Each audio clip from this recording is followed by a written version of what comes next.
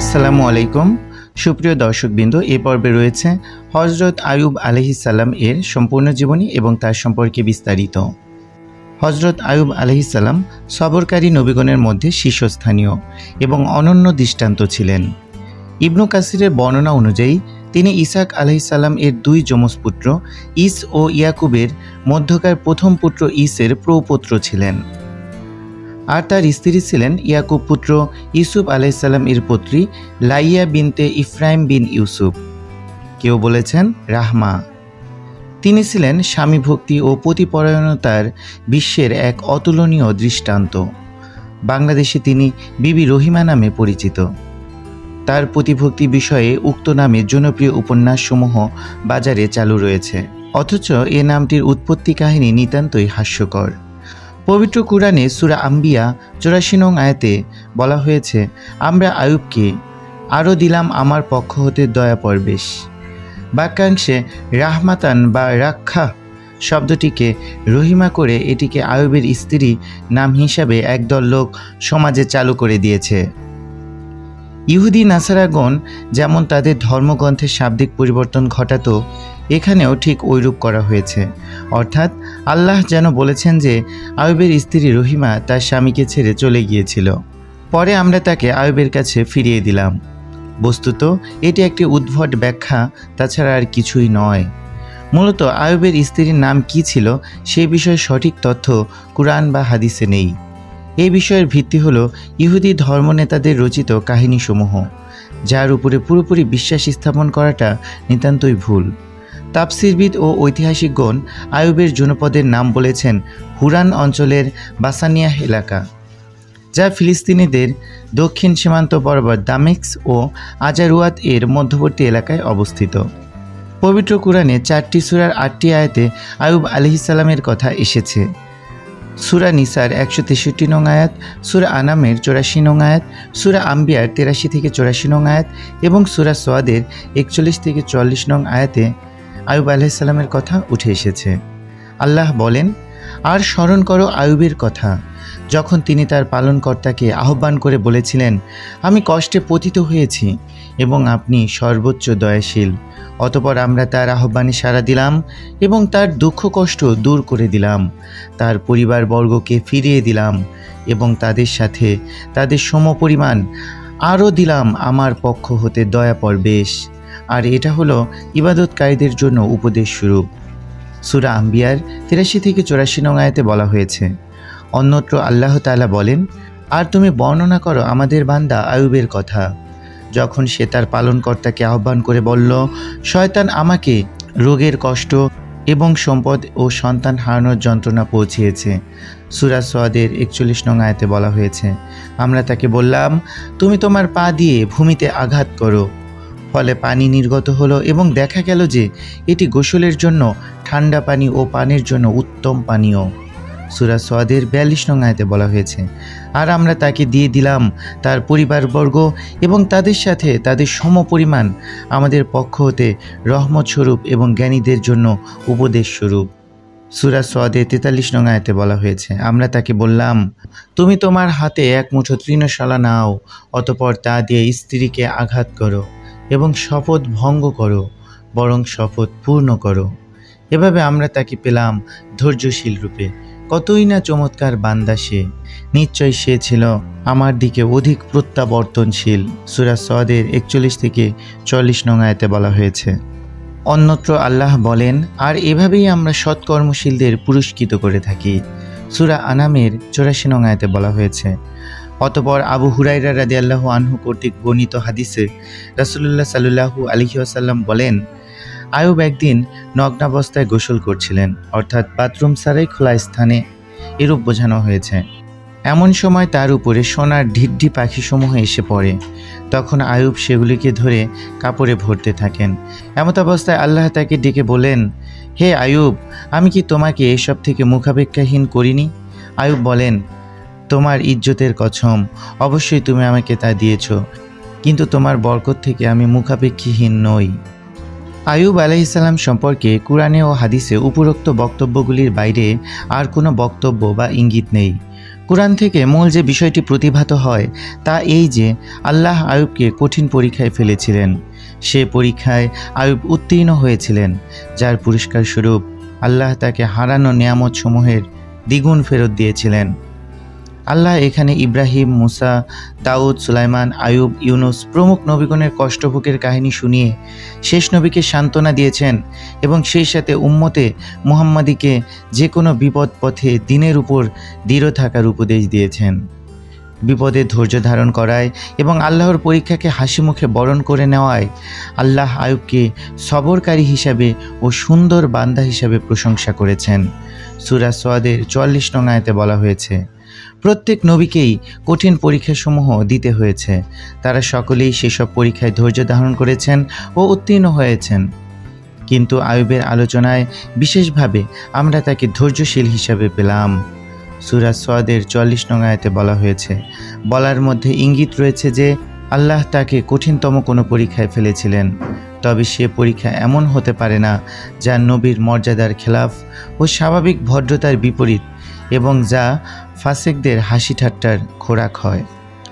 যেমন তাকে কঠিন রোগে ফেলে দেহে পোকা ধরানো, দেহের সব মাংস খসে পড়া, পচে গলে দুর্গন্ধময় হয়ে যাওয়ায় ঘর থেকে বের করে জঙ্গলে ফেলে আসা, 18 বা 30 বছর ধরে রোগ ভোগ করা, আত্মীয় স্বজন সবাই তাকে ঘৃণা ভরে ছেড়ে চলে যাওয়া ইত্যাদি সবই নবী বিদেশী ও নবী হত্যাকারী ইহুদি গল্পকারদের বানোয়াট মিথ্যাচার বই কিছুই নয়। ইহুদি নেতাদের কুকীর্তির বিরুদ্ধে যখনই নবীগণ কথা বলেছেন তখনই তারা তাদের বিরুদ্ধে খড়গহস্ত হয়েছেন এবং যা খুশি তাই লিখে কেতাব ভরেছে।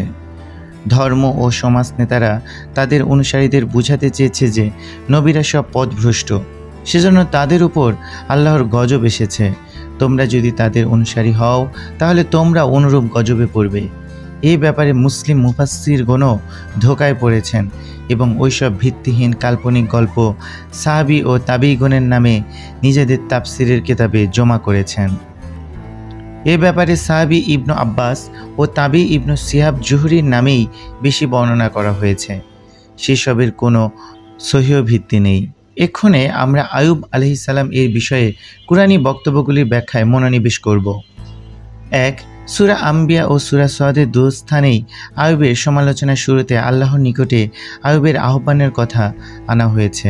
তাতে ইঙ্গিত রয়েছে যে আয়ুব নিঃসন্দেহে কঠিন বিপদে পড়েছিলেন, সেজন্য তিনি আকুতি ভরে আল্লাহকে ডেকেছিলেন। আর বিপদে পড়ে আল্লাহকে ডাকা ও তার নিকটে বিপদ মুক্তির জন্য প্রার্থনা করা নবুয়তের শানের খেলাপ নয়, বরং এটাই যে কোনো অনুগত বান্দার কর্তব্য। তিনি বিপদের ধৈর্য হারিয়ে এটা করেননি, বরং বিপদ দূর করে দেবার জন্য আল্লাহর নিকটে প্রার্থনা করেছিলেন। তবে সেই বিপদ কী ধরনের ছিল সে বিষয়ে কিছুই উল্লেখিত হয়নি, অতএব আল্লাহ এ বিষয়ে সর্বাধিক অবগত। 2. কষ্টে পড়ার বিষয়টিকে তিনি শয়তানের দিকে সম্বন্ধ করেছেন। সূরা সাদের 41 নং আয়াতে বলা হয়েছে, আল্লাহর দিকে নয়। এটা তিনি করেছেন আল্লাহর প্রতি শিষ্টাচারের দিকে লক্ষ্য রেখে, কেননা শয়তান নবীদের উপর কোনো ক্ষমতা রাখে না, এমনকি কোনো নেককার বান্দাকেও শয়তান পথভ্রষ্ট করতে পারে না। তবে সে ধোঁকা দিতে পারে, বিপদে ফেলতে পারে, যা আল্লাহর হুকুম ব্যতীত কার্যকর হয় না। যেমন মুসা আলাইহিস সালামের সাথী যুবক থলে থলে মাছ বেরিয়ে যাবার কথা মুসাকে বলতে ভুলে গিয়েছিল। সেই কথাটি মুসাকে বলার সময় তিনি বলেছিলেন, আমাকে ওটা শয়তান ভুলিয়ে দিয়েছিল। সূরা কাহফের 63 নং আয়াতে বলা হয়েছে, আসলে শয়তানের ধোঁকা আল্লাহ কার্যকর হতে দিয়েছিলেন বিশেষ উদ্দেশ্যে, যা মুসা ও খিজিরের কাহিনীতে বর্ণিত হয়েছে। এখানেও তেমনি শয়তানের ধোঁকার কারণে আয়ুব তাকেই দায়ী করেছেন, কিন্তু ওই ধোঁকা কার্যকর করা এবং তা থেকে মুক্তিদানের ক্ষমতা যেহেতু আল্লাহর হাতে, সে কারণে তিনি আল্লাহর নিকটেই প্রার্থনা করেছেন। এক্ষণে শয়তান তাকে কী ধরনের বিপদে ফেলেছিলেন, কেমন রোগে তিনি আক্রান্ত হয়েছিলেন, দেহের সর্বত্র কেমন পোকা ধরেছিল, জিহ্বা ও কলিজা ব্যতীত দেহের সব মাংস তার খসে পড়েছিল, পচা দুর্গন্ধে সবাই তাকে নির্জন স্থানে ফেলে পালিয়েছিল, ইত্যাদি 17 রকমের কাল্পনিক কাহিনী বা কুর্তুবী তাফসিরে জমা করেছেন এবং অন্যান্য মুফাসসিরগণ আরও যেসব কাহিনী বর্ণনা করেছেন সেসবের কোনো ভিত্তি নেই, বরং স্রেফ ইসরায়েলি উপকথা মাত্র। 3. আল্লাহ বলেন, আমরা তার দোয়া কবুল করেছিলাম এবং তার দুঃখ কষ্ট দূর করে দিয়েছিলাম। সূরা আম্বিয়ার 84 নং আয়াতে বলা হয়েছে। কিভাবে দূর করা হয়েছিল সেই বিষয়ে আল্লাহ বলেন যে তিনি তাকে ভূমিতে পদাঘাত করতে বলেন। অতঃপর সেখান থেকে স্বচ্ছ পানির ঝর্ণাধারা বেরিয়ে আসে, যাতে গোসল করায় তার দেহের উপরের কষ্ট দূর হয় এবং উক্ত পানি পান করায় তার ভিতরের কষ্ট দূর হয়ে যায়। সূরা সাদের 42 নং আয়াতে বলা হয়েছে। এটি অলৌকিক মনে হলেও বিস্ময়কর নয়। ইতিপূর্বে শিশু ইসমাইলের ক্ষেত্রে এটা ঘটেছে। পরবর্তীকালে হুদাইবিয়ার সফরে রাসূলের হাতের বরকতে সেখানকার শুষ্ক পুকুরে পানির ফোয়ারা ছুটেছিল, যা তার সাথী 1400 সাহাবীর পানির কষ্ট নির্ধারণে যথেষ্ট হয়। বস্তুত এগুলো নবীগণের মুজেজা। নবী আয়ুবের জন্য তাই এটা হতেই পারে আল্লাহর হুকুমে। এক্ষণে কতদিন তিনি রোগ ভোগ করেন সে বিষয়ে 3 বছর, 7 বছর, 7.5 বছর, 7 বছর, 7 মাস, 7 দিন, 7 রাত, 18 বছর, 30 বছর, 40 বছর ইত্যাদি যা কিছু বর্ণিত হয়েছে সবই ইসরায়েলি উপকথা মাত্র, যার কোনো ভিত্তি নেই, বরং নবীগণের প্রতি ইহুদি নেতাদের বিদেশ থেকে কল্পিত। 4 আল্লাহ বলেন, আমরা তার পরিবারবর্গকে ফিরিয়ে দিলাম এবং তাদের সাথে সমপরিমাণ আরও দিলাম আমাদের পক্ষ হতে দয়া পরবেশ। সূরা আম্বিয়া 84 এবং সদের 43 নং আয়াতে বলা হয়েছে। এখানে পরিষ্কারভাবে বর্ণিত হয়েছে যে তিনি তার বিপদে ধৈর্য ধারণের পুরস্কার দ্বিগুণভাবে পেয়েছিলেন দুনিয়াতে এবং আখিরাতে। বিপদে পড়ে যা কিছু তিনি হারিয়েছিলেন সব কিছুই তিনি বিপুলভাবে ফেরত পেয়েছিলেন। অন্যত্র আল্লাহ বলেছেন, এভাবেই আমরা আমাদের সৎকর্মশীল বান্দাদের পুরস্কৃত করে থাকি। সূরা আনামের 84 নং আয়াতে বলা হয়েছে। এক্ষণে তার মৃত সন্তানাদি পুনর্জীবিত হয়েছিল নাকি হারানো গবাদি পশু সব ফেরত এসেছিল, এসব কষ্ট কল্পনার কোনো প্রয়োজন নেই। এতটুকুই বিশ্বাস রাখা যথেষ্ট যে তিনি তার ধৈর্য ধারণের পুরস্কার ইহকালে ও পরকালে বহুগুণ বেশি পরিমাণে পেয়েছিলেন। যুগে যুগে সকল ধৈর্যশীল ইমানদার নর নারীকে আল্লাহ এভাবে পুরস্কৃত করে থাকেন। তার রহমতের দরিয়া কখনো খালি হয় না। 5 উপরোক্ত পুরস্কার দানের পর আল্লাহ বলেন, আমাদের পক্ষ হতে দয়া পরবেশ। আম্বিয়া 84 নং আয়াতে বলা হয়েছে। এর দ্বারা বুঝিয়ে দেওয়া হয়েছে যে আল্লাহ কারো প্রতি অনুগ্রহ করতে বাধ্য নয়। তিনি যা খুশি তাই করেন, যাকে খুশি যথেষ্ট দান করেন। তিনি সব কিছুতে একক কর্তৃত্বশীল। কেউ কেউ অত্র আয়াতে বর্ণিত রাহমাতান থেকে আয়ুব আলাইহিসসালাম স্ত্রীর নাম রহিমা কল্পনা করেছেন, যা নিতান্তই মূর্খতা ছাড়া কিছুই নয়।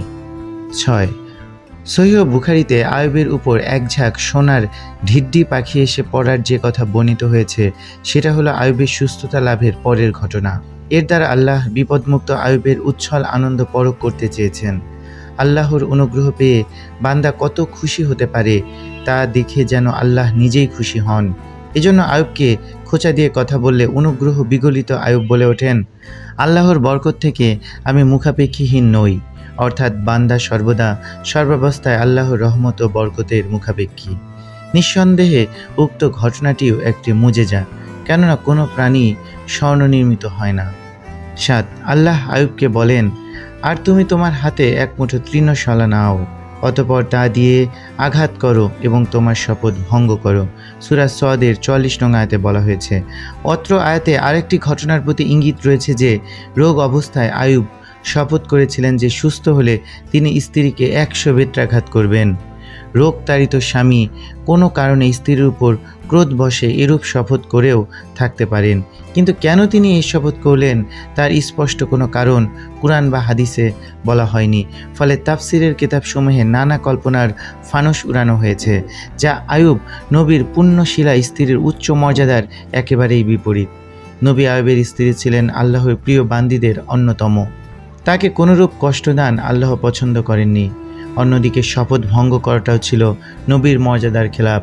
তাই আল্লাহ একটি সুন্দর পথ বাতলে দিলেন যাতে উভয়ের সম্মান বজায় থাকে এবং যা যুগে যুগে সকল নেককার নর নারীর জন্য অনুসরণীয় হয়। তা এই যে স্ত্রীকে শিষ্টাচারের নিরিখে প্রহার করা যাবে, কিন্তু তা কোনো অবস্থায় শিষ্টাচারের সীমা লঙ্ঘন করবে না। আর সে কারণে এখানে বেত্রাঘাতের বদলে তৃণশলা দিয়ে বলা হয়েছে, যার আঘাত মোটেই কষ্টদায়ক নয়।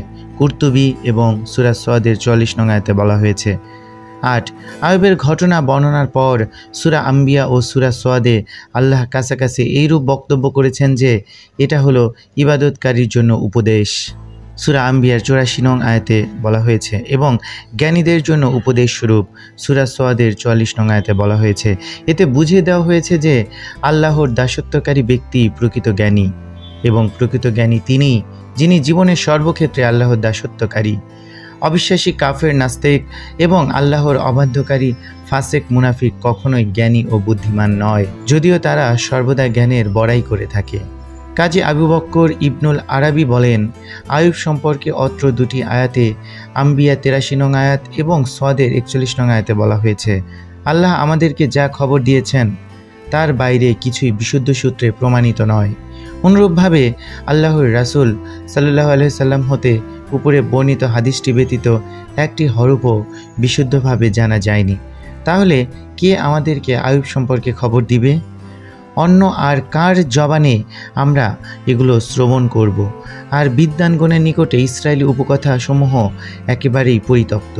অতএব তাদের লেখা পাঠ করা থেকে আমাদের চোখ বন্ধ রাখা উচিত, তাদের কথা শোনা থেকে আমাদের কানকে বধির করা উচিত। আয়ুব আলাইহিস সালাম 70 বছর বয়সে পরীক্ষায় পতিত হন। পরীক্ষা থেকে মুক্ত হবার অনেক পরে 93 বছর বা তার কিছু বেশি বয়সে তিনি মৃত্যুবরণ করেন। তাবী বিদ্বান মুজাহিদ হতে বর্ণিত হয়েছে যে কিয়ামতের দিন ধনীদের সম্মুখে প্রমাণস্বরূপ পেশ করা হবে হযরত সুলাইমান আলাইহিস সালামকে, কৃতদাসদের সামনে পেশ করা হবে হযরত ইউসুফ আলাইহিস সালামকে, বিপদগ্রস্তদের সামনে পেশ করা হবে হযরত আয়ুব আলাইহিস সালামকে। হযরত আয়ুব আলাইহিস সালাম এর জীবনী থেকে, তার চরম ধৈর্যের পরীক্ষা থেকে আমাদের অনুপ্রাণিত হওয়া উচিত এবং আমাদের জীবনকে আল্লাহর পথে সুন্দরভাবে চালনা করা উচিত। ইসলাম ভিত্তিক বিভিন্ন কাহিনী এবং দ্বীনি বার্তা পেতে অনুগ্রহ করে আমাদের চ্যানেলটিকে সাবস্ক্রাইব করুন এবং সাথেই থাকুন। আল্লাহ হাফেজ।